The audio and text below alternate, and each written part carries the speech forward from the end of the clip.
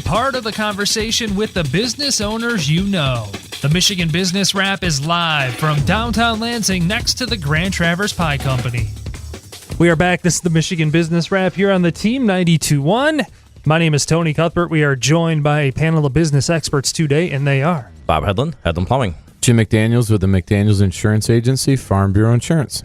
Paul Schmidt with UnoDeuce Multimedia.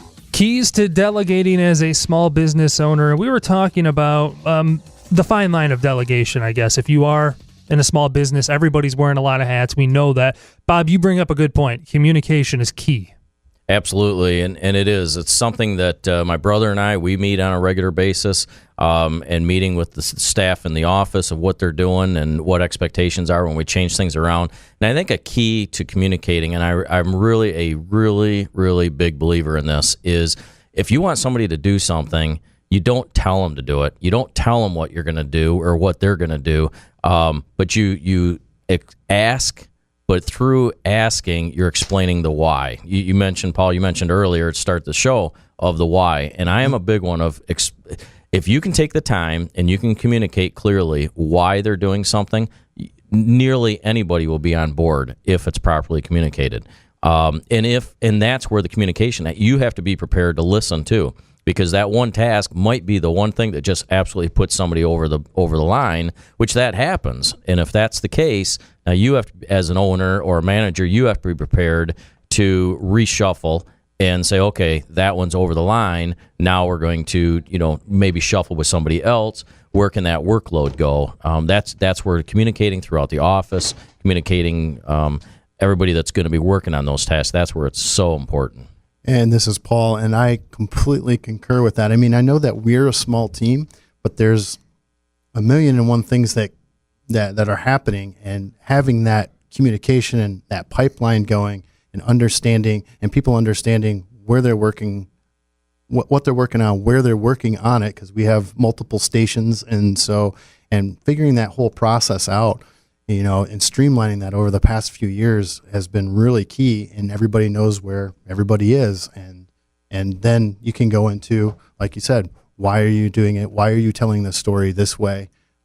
What's the client looking for? And we do have a couple meetings a week. And like I said, even though we're a small staff, but we really have to be nimble on where we have to be. But Paul, it's you and two other people, okay? And you determine that a task needs to be delegated to somebody else, and then they come back to you and tell you, there's too much on my plate. I cannot do it. Sorry. But you have the other feeling that the other staff member probably couldn't do it either. So it's right back to you. What do you do?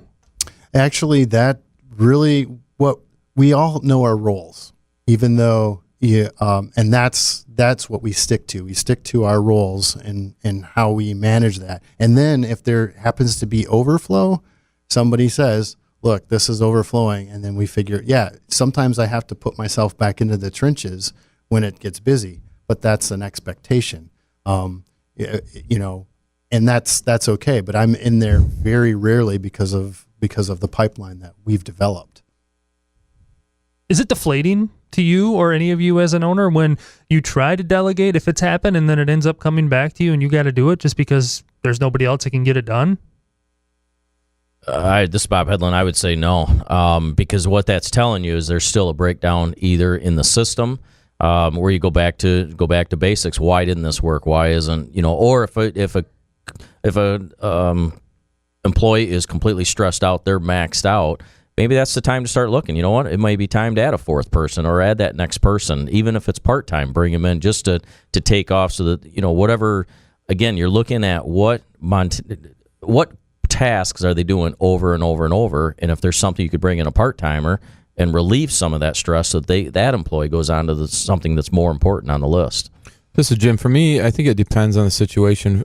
We have a small office, and over I guess we're going on 8 years, I've honestly had as many as 2.5 people doing the job that I've had one person doing the last 2 years. Basically, I've been blessed to hire what I would call are more effective people that are able to multitask at a higher level, very customer service oriented. And so when I see that somebody can do some of that stuff, and we track how many calls we get, and we have a fair amount of analytics so that I have some feeling if we're, how long things are taking. But I know that if I download something in my mind, initially I'm thinking that they could do it. So when that does come back to me, I am a little deflated, to be really frank. But I think to Bob's point, it provides an opportunity for us to maybe look at the system and figure out where the breakdown is. You mentioned also, Jim, the environment within a workplace and when delegation occurs. That's very, very important to have an open dialogue once again and have an environment where people feel free to chat with one another. You gotta have, I think it's really important to have camaraderie, teamwork. I think you all have to be on the same page, even though we have different roles.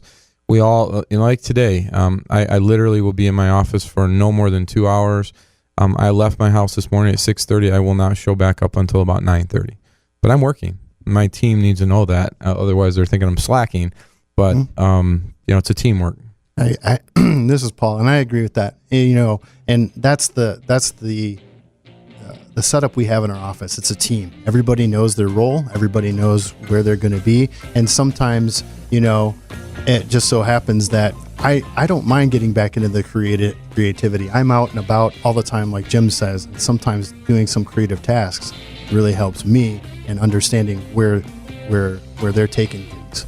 Well, if any of your staff members are listening, there's no slacking going on right now. Correct, Jim? You're not slacking. I don't know. I don't know if I'm slacking. I'll let her be the judge of that. Okay. Well, I'll verify. Agreed. He's Agreed. not. Nobody is slacking.